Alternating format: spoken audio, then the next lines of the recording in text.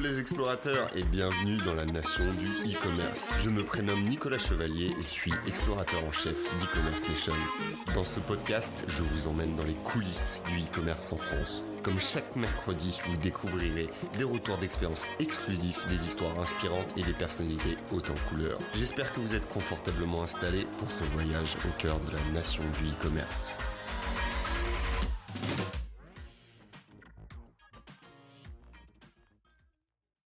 Bonjour Pierre, comment vas-tu? Bonjour Audrey, super bien, tout va bien.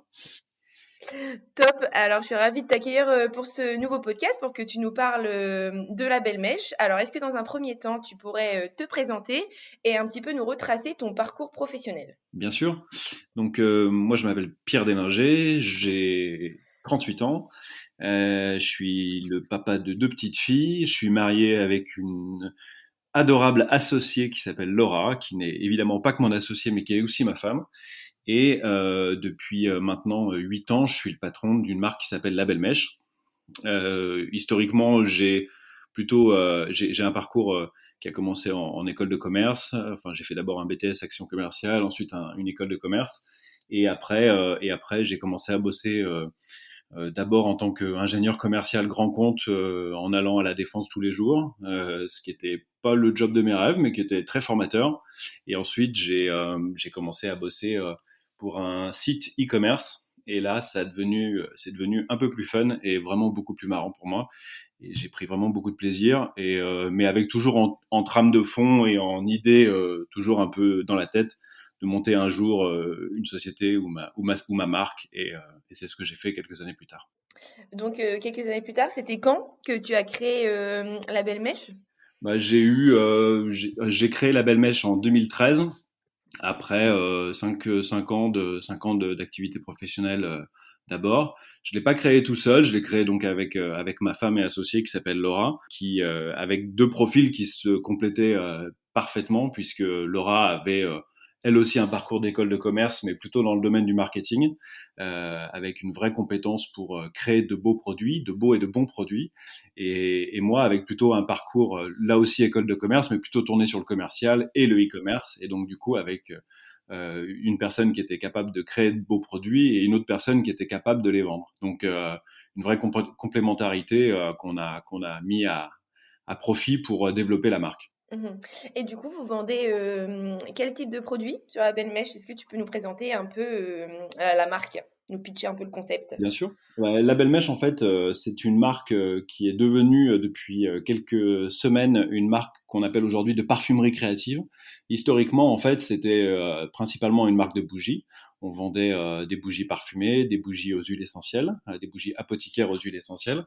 Et puis, au fur et à mesure du développement de l'entreprise et de la marque, on a commencé à développer d'autres produits. On a des diffuseurs de parfums, on a lancé des savons liquides, on a lancé des savons solides, on a lancé une lessive pure savon. Donc tout un tas de produits qui viennent petit à petit compléter notre gamme historique de base qui est la bougie, en sachant que vraiment l'axe prioritaire de la marque, c'est toujours un axe autour du parfum. On vend pas nécessairement du savon liquide, on vend du parfum qui permet de se savonner. C'est-à-dire que et c'est ce qui explique le prix qui peut quand on fait un comparatif avec ce qu'on peut acheter chez Carrefour ou chez Monoprix ou chez Leclerc, bah, on a nécessairement un prix qui est bien plus élevé, mais simplement parce que quand on achète un savon liquide chez La Belle Mèche, bah, c'est un savon liquide parfumé et avec un parfum de grâce, et c'est d'abord ça qu'on achète avant d'acheter l'usage qu'on en fait. Et c'est souvent le cas pour l'ensemble de nos produits. Ouais, je comprends. C'est plus pour la beauté du Ouais. produit aussi. Et quelle valeur vous cherchez du coup à défendre surtout à travers cette marque? Bah, depuis toujours, en fait, on a toujours eu en nous des valeurs assez fortes qu'on a voulu véhiculer au travers de notre marque. La première valeur, ça a été une valeur autour du Made in France. On a en France toutes les compétences pour faire les meilleurs parfums du monde. Grasse, qui est encore la capitale mondiale du parfum, reste un bastion immense pour ce sujet-là, et ça serait complètement fou d'aller chercher des parfums ailleurs quand on est français. Et puis on a d'excellents ciriers, d'excellents savonniers, d'excellents parfumeurs, etc. Donc on a toutes les compétences en France pour le faire correctement. Et au-delà de ça, quand on fait un peu l'exercice de se dire combien de personnes en France travaillent grâce à notre activité, ben l'exercice il est cool quoi. Enfin donc ce côté patriote a toujours été pour nous assez important. Et puis depuis le départ, il y a aussi un volet écologique qu'on a toujours défendu. Alors au départ, on le défendait sans vraiment le savoir, sans vraiment y prendre attention, etc., etc. Et puis de plus en plus, en fait, ça s'est imposé à nous, pas imposé dans le sens négatif, mais imposé en se disant il faut qu'on soit plus précis dans ce qu'on fait, pourquoi on le fait, comment on le fait. Et donc on a vraiment travaillé pour mettre en avant également cet aspect écologique. On travaille sur une cire qui est 100% naturelle, à base de soja. On travaille qu'avec des cartons pour nos packaging qui sont recyclés, recyclables, etc., etc. Donc tout un tas de démarches qu'on prend tous les jours sans véritablement s'en rendre compte, parce que finalement, bah, ça semble assez logique et on le fait naturellement. Et puis au fur et à mesure, bah, à la fin, ça fait un vrai engagement écologique qu'on a complété en ce début d'année par un engagement qu'on souhaite prendre, on a rejoint le mouvement 1% pour la planète, qu'on a rejoint là en tout début d'année, et à la fin de l'année, on va être très fiers de donner 1% de notre chiffre d'affaires à cette association, enfin à plusieurs associations qui luttent pour l'environnement. Ok, bah super, super projet. Et pourquoi les bougies? Pourquoi est-ce que c'était quelque chose avec ta femme, vous avez une sensibilité particulière aux odeurs, aux bougies, ces choses comme ça? Ouais, en fait, donc la marque a un peu plus de 8 ans. Moi, c'est une marque qui me trotte dans la tête depuis une dizaine d'années. Au départ, je cherchais un bon produit de e-commerce. Qu'est-ce qu'un bon produit de e-commerce? C'est un produit en fait qui est petit, qui est facile à stocker, facile à expédier, sur lequel on peut faire de la fidélité. Donc, c'est-à-dire, en gros, si jamais le client aime le produit, bah, il va le racheter. Voilà. Donc, la réflexion, elle tournait autour de ça. Et puis, en fait, ce qui se passait, c'est que quand on a lancé la marque, on avait 30 ans, on n'avait pas les moyens, enfin, on n'avait pas beaucoup de moyens, et donc du coup, on s'est dit que on aimait les belles bougies parfumées. Et en fait, on n'avait pas nécessairement les moyens de se les acheter, ou en tout cas de les acheter régulièrement, et donc on s'est dit qu'on ne devait pas être les seuls, et on a un peu créé la marque pour nous, en se disant que avec ces deux composants-là, c'est-à-dire un bon produit de e-commerce et le fait que on ne devait pas être les seuls à avoir envie d'avoir de bonnes bougies parfumées à un prix un peu plus accessible. Oui, je confirme. C'est comme ça qu'on a imaginé la belle mèche, en sachant aussi que ça soit Laura ou moi, nous sommes de véritables nez ambulants, c'est-à-dire que depuis toujours, on a vraiment une passion pour les odeurs, pour les senteurs, pour les parfums, et on a toujours eu envie enfin, on est toujours à la recherche de meilleures odeurs, de bonnes odeurs. On est aussi capable, et c'est le gros souci quand on a cette qualité-là, c'est qu'on sent aussi beaucoup les mauvaises odeurs et on les reconnaît instantanément. Donc voilà. Mais bon, en tout cas, on avait cette accointance pour le produit et pour le parfum depuis le départ, quoi. Alors ça me fait vraiment sourire parce que je suis exactement pareil et mon entourage a tendance à me dire que je sens absolument tout. J'ai tendance à tout sentir comme ça, donc ça me fait vraiment sourire parce que j'ai l'impression de me reconnaître dans ce que tu dis, donc c'est drôle. L'expression nez ambulant n'est pas déposée. Tu peux l'utiliser sans problème. Bah, je l'utiliserai. Mais c'est parce qu'apparemment, c'était un sens qui était pas, qu'on développait pas vraiment pour les enfants, l'odorat. On était plus sur le toucher, la vue, l'ouïe. Et mon père avait entendu ça quand j'étais petite et il s'était dit ah ouais et tout ça. Et du coup, il s'est mis à me faire tout sentir. Mhm. Donc voilà, il a développé aussi ce sens-là. Donc voilà. Bah, il a bien fait. Moi, j'ai deux petites filles et on leur fait sentir absolument tout. Aussi pour ces raisons-là, en fait, l'odorat est un sens incroyable, qui est l'un des sens en plus qui est le plus rattaché à la mémoire, et donc du coup avec une capacité parfois de replonger les gens dans des souvenirs en sentant juste une note, une senteur, une odeur.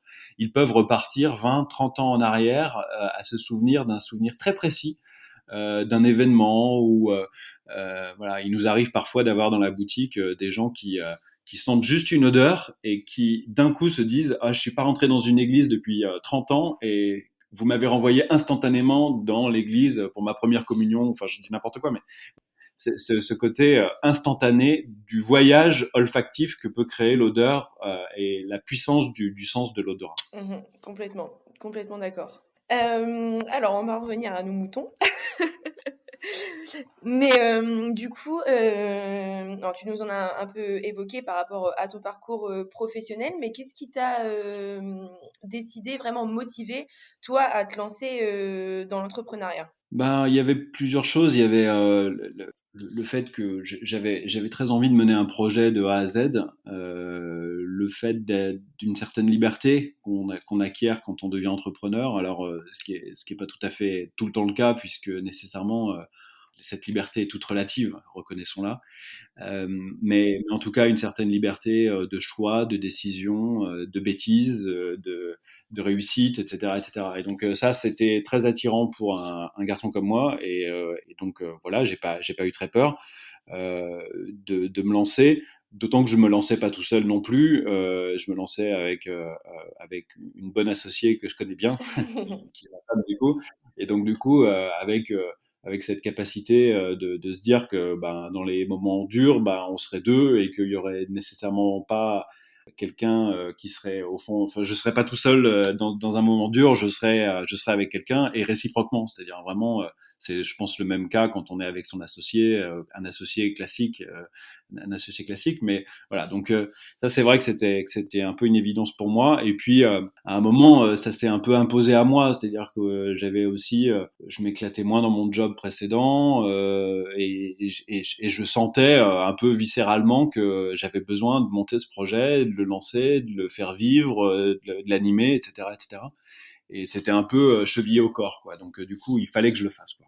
Ok, c'est vraiment quelque chose ouais, à laquelle tu pensais et qu'il fallait vraiment que tu accomplisses un peu. Ouais, exactement. En fait, je pense qu'il y a beaucoup de gens qui évoquent le fait souvent que l'entrepreneuriat, que c'est fait pour tout le monde, que tout le monde peut se lancer, qu'il faut se lancer quand on a une idée, etc.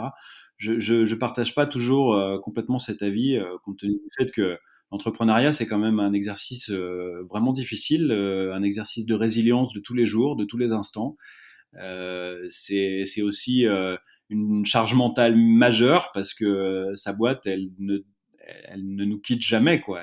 On est toujours, moi je suis toujours avec la Belle Mèche depuis 8 ans, c'est non-stop, c'est tous les jours, c'est voilà. Donc c'est pas fait pour tout le monde, mais quand on l'a et quand on sent que viscéralement on serait malheureux sans se lancer dans un projet qu'on a en tête, bah il faut le faire. Il faut être prudent, pas faire n'importe quoi, mais il faut le faire parce que c'est très bête de passer à côté et de passer à côté de cette réalisation qu'on peut avoir dans le fait de mener de A à Z un projet, de l'emmener, de le faire construire, de le faire grandir, d'y associer des gens, de travailler ensuite avec des équipes, etc., etc., d'avoir tout un tas de clients qui nous disent que nos produits sont super, etc., etc.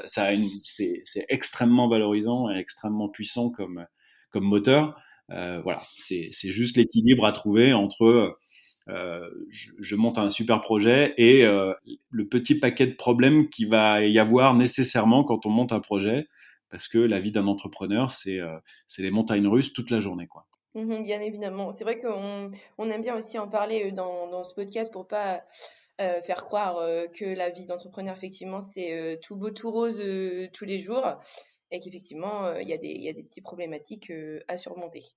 Ouais, vous avez raison de le dire et de le rappeler. C'est vraiment pas fait pour tout le monde. Il faut la résilience qu'il faut avoir. Elle est quand même vraiment vraiment importante, quoi. C'est tous les jours se remettre en cause. C'est tous les jours avoir vraiment des soucis qui peuvent arriver, petits ou gros d'ailleurs, mais qui viennent tous les jours venir questionner l'engagement et la conviction et la motivation qu'on peut avoir. Alors il y a des jours où on y arrive et puis il y a des jours où on n'y arrive pas. Mais c'est ça la vie d'entrepreneur. Et voilà, je pense qu'il y a des gens qui ont ça, qui peuvent le faire, qui peuvent encaisser. Il y a d'autres qui n'y arriveront pas. Il faut bien se sentir et bien être conscient des joies immenses qu'on peut avoir et des grosses difficultés qu'on peut avoir également, quoi. Et du coup, tu nous en parlais juste avant, quand était venue l'idée, tu cherchais un peu un produit qui est facile pour l'e-commerce, facile à envoyer. Mais du coup, comment vous avez un peu construit votre business case?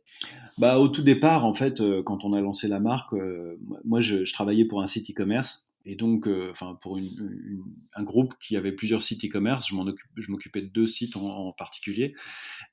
Et donc, effectivement, moi, j'ai eu une approche très e-commerce. Ce qui se passe, c'est que à l'époque, les DNVB n'existaient pas, et d'ailleurs, on l'a pas vraiment lancé comme une DNVB aujourd'hui, même si on a fait un crowdfunding sur Ulule et que voilà, mais pas avec le retentissement que peuvent avoir certains crowdfunding aujourd'hui, qui sont lancés avec beaucoup d'argent aussi, il faut le dire. Pour avoir des niveaux de réussite aussi gros que certains crowdfunding aujourd'hui, c'est aussi qu'il y a énormément d'argent qui a été investi dans ce crowdfunding. Et donc nous, on l'a lancé comme ça aussi, avec un crowdfunding, avec un site internet, en se disant qu'on allait faire pendant peut-être un an exclusivement du e-commerce. Et on a lancé notre site le 18 novembre 2013. Et le 28 novembre 2013, on avait des premières boutiques de décoration, des concept stores qui nous appelaient et qui nous disaient, donc 10 jours après, qui nous disaient on a découvert vos produits sur un blog parce que j'avais activé pas mal de réseaux précédents pour avoir quelques articles de blog d'amis blogueurs sur la marque et sur le lancement de cette marque, de la Belle Mèche. Et donc, il y avait plein de gens qui avaient découvert nos produits et des boutiques ont découvert nos produits. Et donc, très rapidement, en fait, on a basculé d'un modèle où on voulait faire exclusivement du e-commerce à un modèle où on faisait un peu de e-commerce et beaucoup de retail.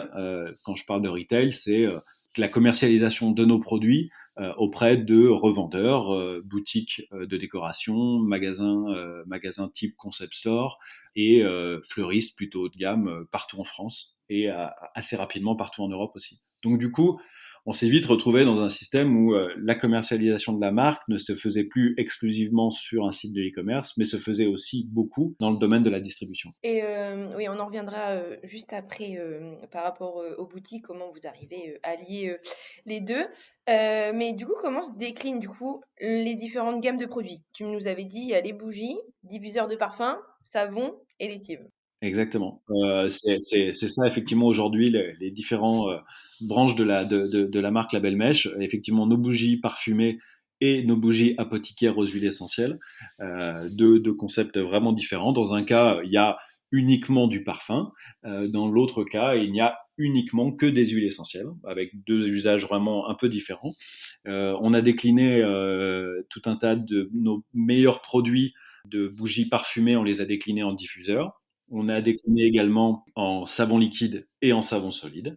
Et puis on a lancé à l'occasion, on lance en fait 2 à 3 fois par an une édition illustrée avec un illustrateur qu'on recherche principalement d'ailleurs sur les réseaux sociaux. C'est comme ça qu'on fait nos recherches d'illustrateurs. Et donc chaque année on en sort entre 2 et 3. Et cette année on avait en tête de faire un produit autour de la lessive et donc et de lancer une bougie au senteur lessive lessive fraîche qui s'appelle Lessive Party. Et donc du coup on en a profité compte tenu du nom pour lancer également notre première lessive pur savon qu'on fait avec le même fournisseur que nos savons liquides, donc c'était pas très compliqué à créer. Et donc voilà, donc on est en train de développer. Il y a d'autres produits qui sont en train d'arriver et qui vont arriver bientôt dans le domaine du parfum pour le coup où là, on va vraiment avoir du parfum pour le corps directement. Je peux pas tellement en dire plus parce qu'on aime bien teaser pas mal pendant les sessions un peu avant. Mais voilà, il y a d'autres très jolis produits qui arrivent aussi pour la marque La Belle Mèche. C'est top, on a hâte de voir ça. Moi, ça me fait rire votre bougie lessive, parce que moi j'ai tendance quand j'achète mes bougies à dire je veux une bougie qui sent le propre. Donc au moins là, ça sentira le propre. Non seulement ça sentira le propre dans le salon, mais ça sentira aussi le propre vraiment sur la lessive, qui est les premiers retours qu'on a eu. Pour nous, c'était vraiment un nouveau produit, donc on était évidemment, comme toujours, on était très confiants parce qu'on pense qu'on avait trouvé le bon partenaire pour le faire, mais par contre, on était évidemment un peu inquiet des résultats, enfin des premiers avis de nos clients. Et les premiers avis sont dingues, avec vraiment des gens qui nous disent que ça sent hyper bon, que les lessives enfin que les habits et que les vêtements sont extrêmement bons. Donc on est et en plus assez doux, etc., etc. C'est une lessive pur savon qui est très respectueuse des vêtements. Et donc du coup, on est ultra content et vraiment c'est un une super réussite pour l'instant. Et moi, j'ai une question depuis que j'ai découvert la belle mèche qui me trotte dans la tête. C'est surtout comment vous élaborez vos produits, comment vous mélangez les odeurs, parce qu'il y a des trucs, enfin, pour ceux qui nous écoutent, il y a des mélanges qui peuvent paraître un peu comme orange cognac par exemple, ou whisky marin. Ça, c'est les deux qui m'ont. Pourquoi ces deux odeurs ensemble et comment vous élaborez les produits tout simplement? En fait, l'ensemble des parfums qui sont présents sur le site internet labelmèche.com, c'est uniquement des Madeleines de Proust. On ne sait pas travailler nos parfums autrement que par des souvenirs. Et donc, bah, systématiquement, en fait, les différents parfums qui sont présentés sur le site sont nécessairement des souvenirs qu'on a pu avoir, soit moi, soit Laura, soit nous deux ensemble. En l'occurrence, pour répondre à ta question sur le whisky marin, par exemple, on est allé beaucoup en Écosse parce que c'est un pays qu'on aime beaucoup. Et donc, quand on est en Écosse, ben, on se promène toute la journée dans la lande écossaise, qui est une lande très iodée parce que, évidemment, le bout de l'Écosse est entouré d'eau de la mer, tout simplement. Et puis, bah, le soir, il y a absolument plus rien à faire en Écosse, dans la campagne écossaise. Et donc, du coup, on finit dans un pub pour des aventures qui sont un peu plus rock'n'roll. En tout cas, les Écossais savent très bien recevoir leurs amis français. Et donc, on commence souvent par une bière et on finit souvent par des whiskies. Du coup, on avait envie de retrouver cette ambiance, cette odeur, cette senteur qu'on avait tellement appréciée dans ce pays-là. Et donc, on a travaillé. Alors, l'exercice est un peu toujours le même, c'est-à-dire que on a cette idée en tête qu'on voudrait retrouver, et puis on la décrit de façon la plus détaillée possible. On décrit vraiment toutes les senteurs qu'on avait pu sentir, tous nos souvenirs qu'on retranscrit également en images. On fait ce qu'on appelle un brief, et puis ensuite ce brief, on l'envoie à nos parfumeurs partenaires qui eux vont s'en imprégner, qui eux vont nous questionner, nous renvoyer un email, nous rappeler pour en rediscuter, etc., etc. Et puis au fur et à mesure de ces discussions et de cette compréhension fine de ce qu'on souhaite, bah, ils nous envoient une première proposition de parfum, qui est rarement celle qu'on valide. C'est arrivé 2 fois, je crois, dans l'histoire de la marque, qu'on valide au premier coup, mais globalement, c'est rarement celle qu'on valide. Et on fait comme ça quelques allers-retours pour définir le bon parfum et pour retrouver surtout le souvenir qu'on a en tête. Et donc, bah, c'est comme ça qu'on construit l'ensemble de nos parfums. L'amande basilic, c'est le potager de ma grand-mère. L'encens papyrus, c'est des souvenirs d'église. Le tabac mielé, c'était l'Amsterdamer que je mettais dans mes cigarettes à rouler à 17 ans sur le parking de mon lycée, etc., etc. Voilà, tout un tas le sapin baumier, c'est les sapins de mon enfance, les sapins de Noël de mon enfance, etc., etc. Et toutes ces senteurs ne sont que des Madeleines de Proust, et c'est comme ça qu'on travaille nos parfums. Ok, super bien, ça me donne envie de les sentir du coup. Et du coup, pour lancer la boutique en ligne, vous avez opté pour quelle plateforme? Alors au lancement, en fait, moi, dans mon précédent job, j'étais sur PrestaShop. Et on travaillait avec une agence de Chambéry. Et de façon assez logique, quand j'ai décidé de lancer la Belle Mèche, j'étais encore en poste, mais j'avais cette idée et cette envie en tête. Et donc du coup, j'ai contacté bah, la même agence qui faisait des PrestaShop, et donc on a commencé à travailler avec eux sur le sujet.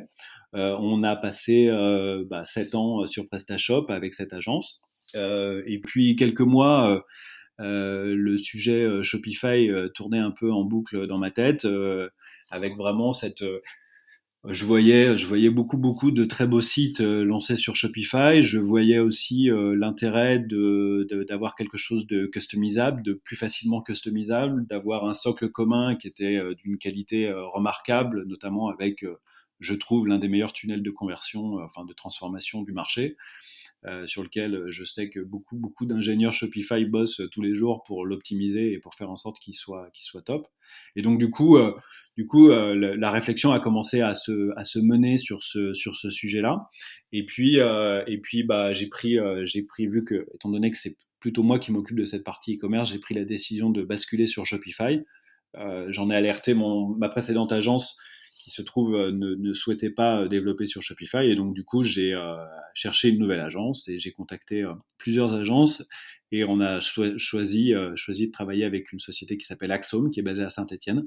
Nous on est à Lyon, donc c'est assez pratique également d'un point de vue déplacement quand on a besoin d'aller les voir. Et donc du coup on travaille maintenant avec Axome, qui historiquement avait un passé plutôt PrestaShop aussi, pas uniquement, mais qui eux ont décidé de prendre le virage sur le développement également de sites pour leurs clients ou pour leurs prospects sur Shopify.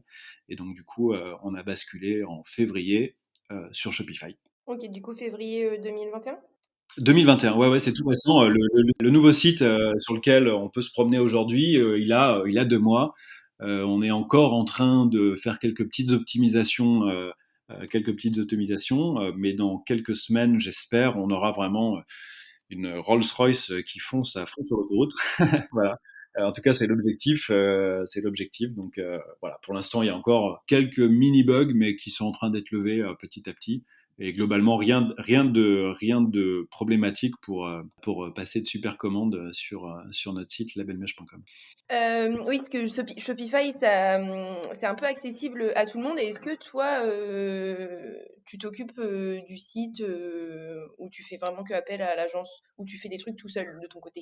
Alors, en fait, l'idée de basculer sur Shopify, c'était aussi pour devenir un tout petit peu plus indépendant sur la vie de tous les jours de notre site internet. C'était vraiment ça l'ambition.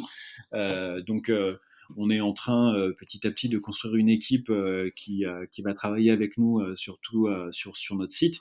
Et donc, c'était les rendre beaucoup plus indépendants. Historiquement, quand on avait le moindre développement à faire sur PrestaShop, et c'était l'une des faiblesses de PrestaShop. PrestaShop a plein de qualités, mais l'une des faiblesses de PrestaShop, c'est que dès qu'on veut faire le moindre développement, bah, il faut solliciter soit un développeur freelance, soit une agence. En l'occurrence, nous, on avait fait le choix d'une agence, et donc du coup, ben, avec des temps de développement qui sont globalement assez, longs, comme une agence classique, et avec des coûts qui sont non neutres, quoi. Donc pour une société comme nous qui a besoin, qui est encore une petite PME, on avait besoin plutôt d'agilité, de facilité, de flexibilité. Et donc du coup, la solution Shopify répondait parfaitement à ça, dans le sens où si on a une bonne idée marketing ou une bonne idée technique à mettre en place sur le site, ben, on cherche le bon module.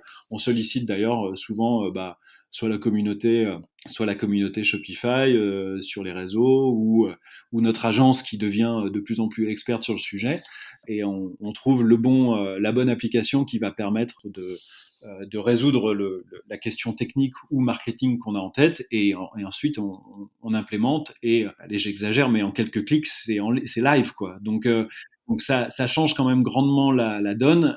Alors ça veut pas dire qu'il n'y a pas quelques petits ajustements à faire, quelques petits réglages à faire nécessairement. Ça reste du web et du e-commerce, mais malgré tout, en termes de simplicité et de facilité d'accès à d'autres outils et d'autres options, c'est sans commune mesure, quoi. Pour nous, il y a pas photo. Ça change vraiment la vie, quoi. Pas plus tard qu'hier, j'ai eu une idée X qu'on va mettre en place dans quelques jours sur le site, et je sais que c'est dans quelques jours que je vais pouvoir le mettre en place. C'est pas dans un mois et demi ou 2 mois. C'est dans quelques jours, quoi. Donc ça change tout, en fait. Ça change complètement l'approche. Une bonne idée du week-end peut être mise en place le mercredi, quoi. Et du coup, tu nous disais que tu utilisais des applications.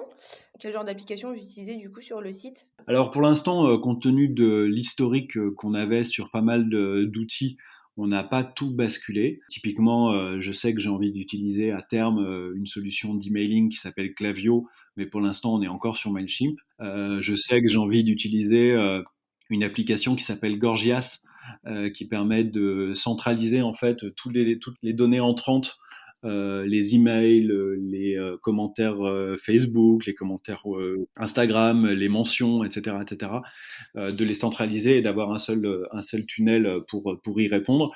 Ça, c'est pas des applications que j'ai encore pris. Moi, par exemple, j'avais un sujet qui était un sujet de RP. Et on a mis en place une application qui s'appelle Airplane, qui permet en fait de faire de la gestion de stock. Nous, il est très important d'avoir un stock mutualisé parce que on vend sur notre boutique en ligne, labelmèche.com, mais on vend également dans notre boutique physique qui est située à Lyon, qui est fermée actuellement, mais d'habitude, d'habitude nous sommes ouverts, puisque nous sommes le 16 avril, donc nous sommes en plein confinement. Et puis, on vend également dans un peu plus de 300 points de vente qui distribuent la marque. Donc, moi, j'ai besoin d'avoir en permanence un stock en temps réel, et l'application Airplane me permet de faire ça. Me permet de facturer mes clients revendeurs, mais me permet d'avoir, dès qu'il y a une vente qui est faite sur mon site internet ou dans ma boutique physique, j'ai une décrémentation de mon stock qui se fait de façon automatique. Donc ça, c'est une application qu'on est en train de finaliser, de mettre en place, et qui va grandement changer notre vie, parce qu'on n'avait pas de RP historiquement, et que le très gros fichier Excel commençait à fatiguer. Ok. Et du coup, tu nous disais que vous aviez pas mal de revendeurs comme les boutiques de décoration ou des fleuristes haut de gamme. Et en plus, là, tu viens de nous dire que vous aviez une boutique physique à Lyon. Ben, c'est dommage parce que effectivement, on est en plein confinement.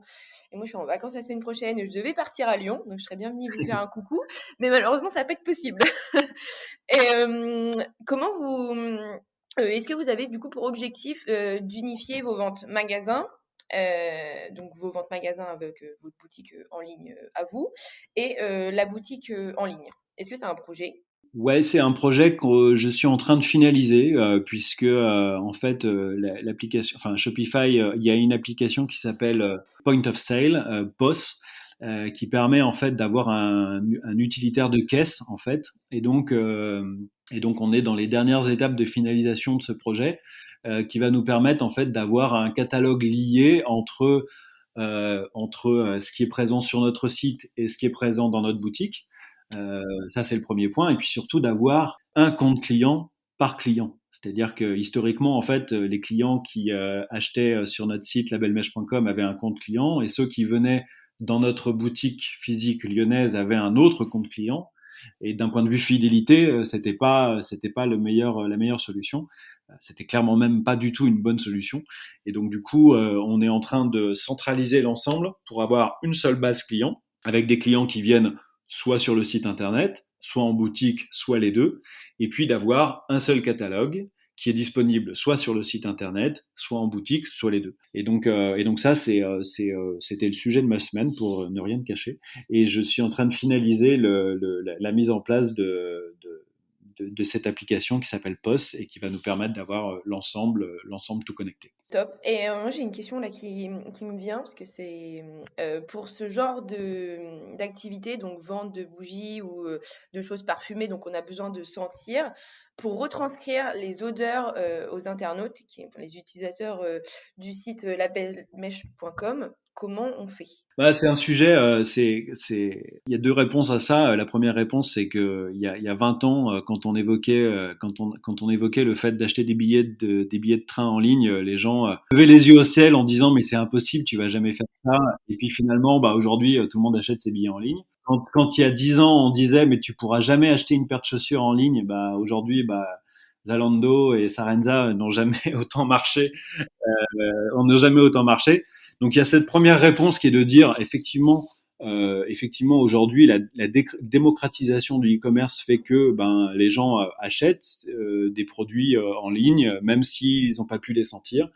Et puis nous, on a fait un exercice il y a 8 ans, qui est un exercice où on a été extrêmement figuratif dans la description de nos produits. C'est-à-dire que on a appelé nos produits menthe basilic, tomate basilic, figue rhubarbe, sapin baumier, orange cognac. Et donc du coup, il n'y a pas de surprise pour les clients quand ils reçoivent leurs produits. C'est-à-dire que quand ils reçoivent leurs produits et qu'ils ouvrent le colis, eh bien, ils sentent, quand ils ont acheté de la menthe basilic, ils sentent de la menthe et du basilic. C'est lisible, c'est simple, c'est clair. On n'a pas appelé nos produits Songe d'une nuit d'été ou Souvenir d'Orient. Voilà.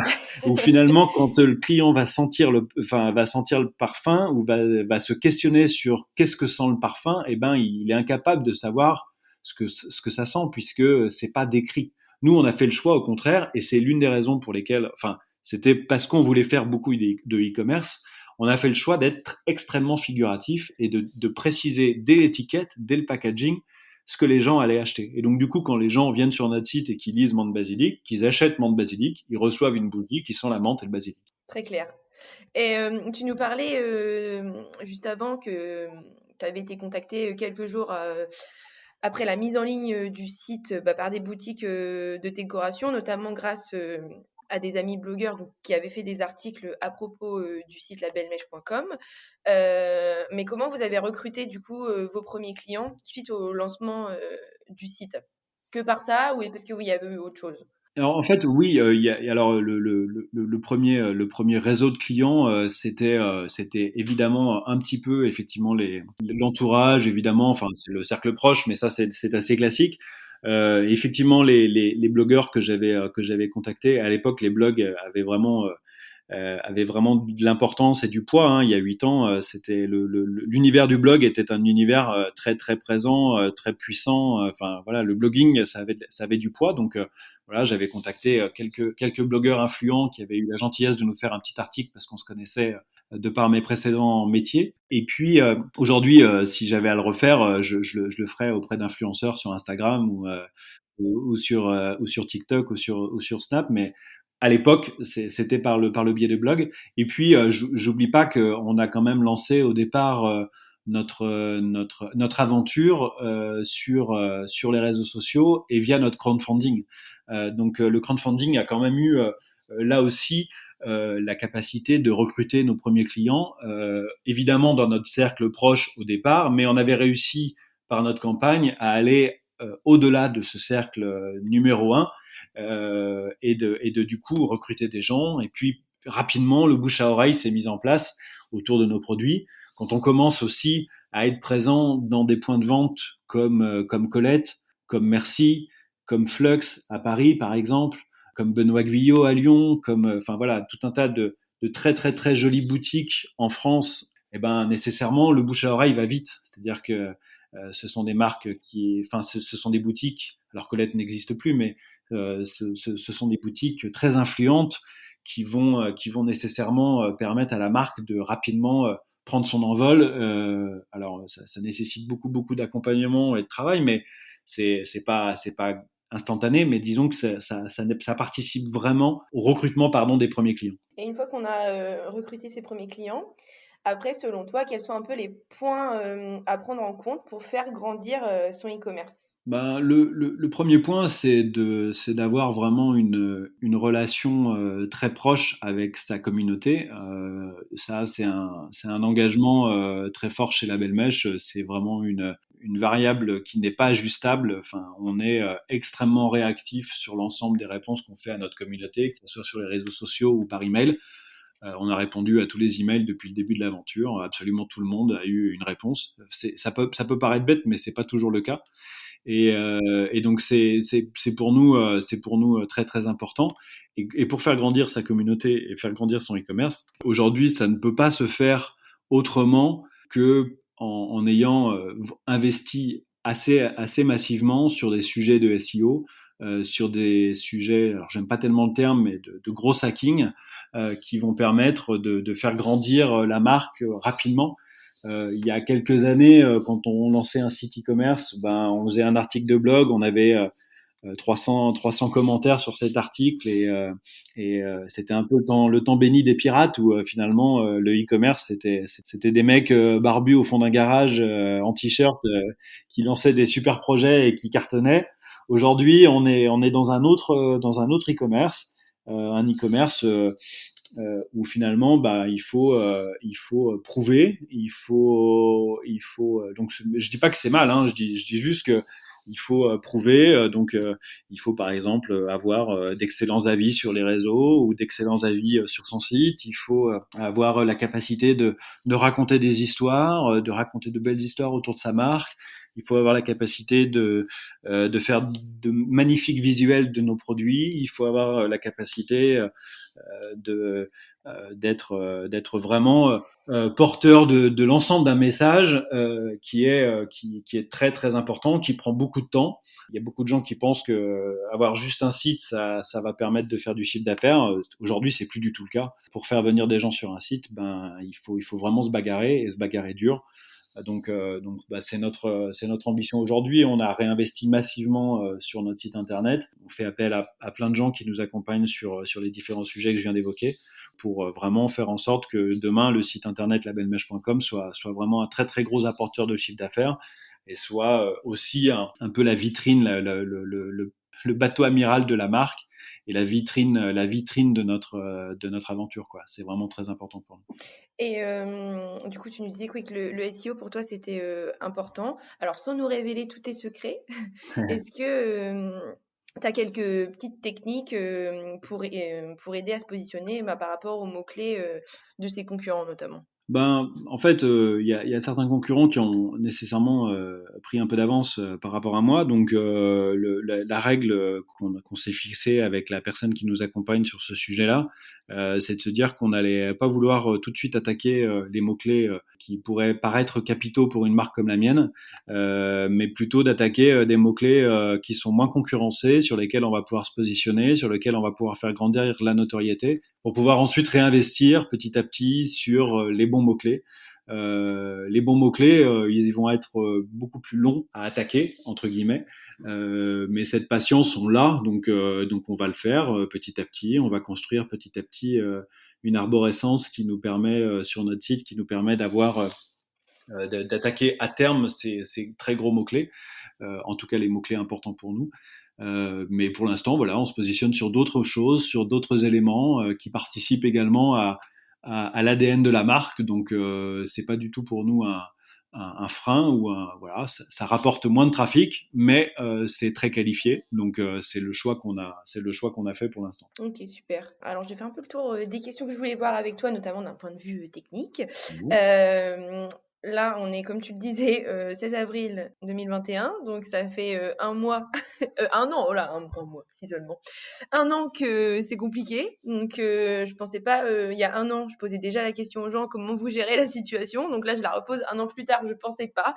Mais du coup, comment toi et ton équipe, vous avez géré l'année qui vient de s'écouler et comment vous continuez à gérer un peu la situation? En fait, pour une marque comme la nôtre, qui travaille beaucoup avec les revendeurs, enfin donc les commerçants partout en France, qui avons une boutique en plus physique dans Lyon, la situation du Covid est clairement une situation compliquée, hein, parce que nécessairement l'année dernière, on a fait le calcul, on a été fermé 110 jours au global sur 365. Donc c'est quand même énorme, quoi. C'est quasiment un tiers de fermeture pour une boutique comme la nôtre.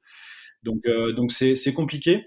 La première analyse qu'on en a fait déjà, c'est que c'était déjà compliqué avant parce qu'effectivement il y a eu la crise du Covid, mais avant on a eu des crises plutôt conjoncturelles, type gilets jaunes, type grandes manifestations, qui n'ont pas aidé non plus le commerce de proximité, le petit commerçant, le commerce de quartier entre guillemets, puisque il y a beaucoup de boutiques qui ont souffert quand même de ces manifestations assez importantes. Et puis effectivement est arrivé le Covid où là ça a été encore pire puisqu'on était administrativement fermé.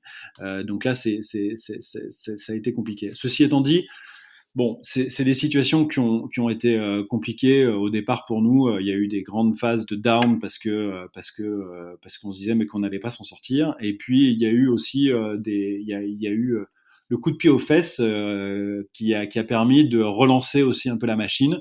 Relancer la machine, c'est aussi de se dire on va donner plus d'importance à notre site internet et on va retravailler sur notre site internet. C'est l'exercice qu'on a fait lors des 6 mois qui ont précédé le lancement de notre nouveau site.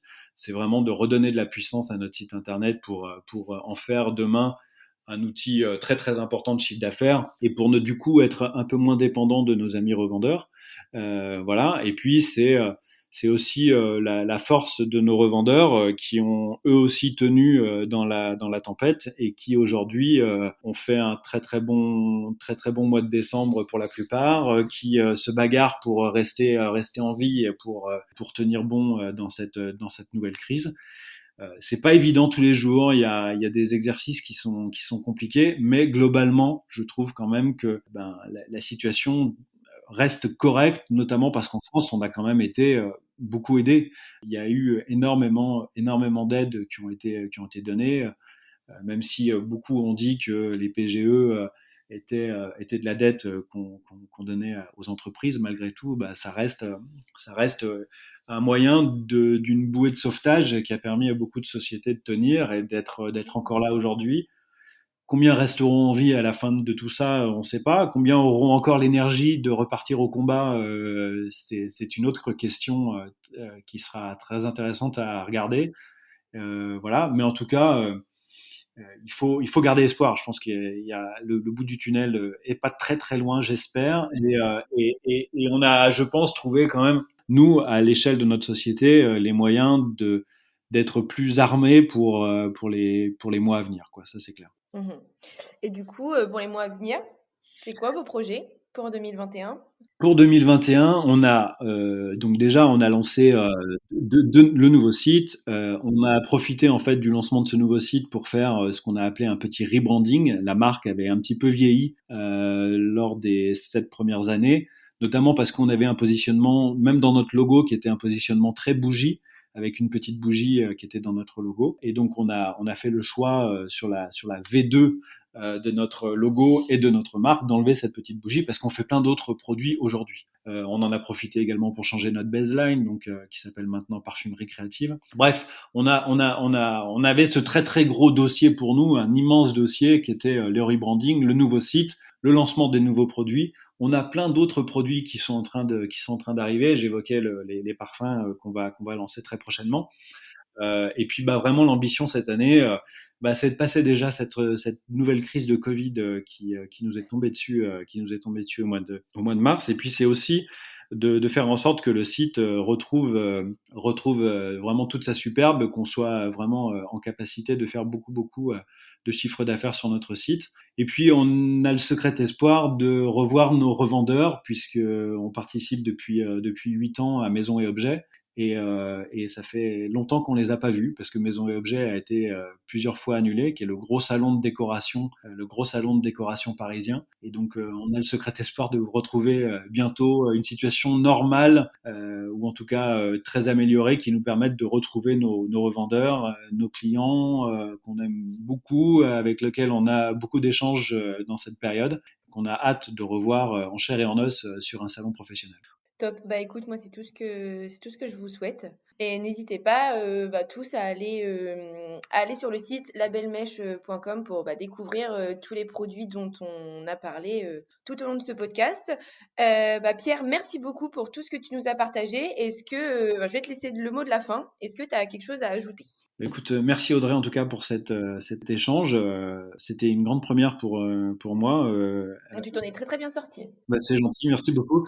Je suis un grand amoureux de podcast, j'en écoute beaucoup et c'est vrai que ça fait très plaisir de participer et d'échanger et de partager notre modeste expérience sur notre business.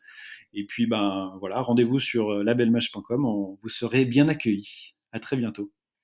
Merci Pierre, à bientôt. À bientôt.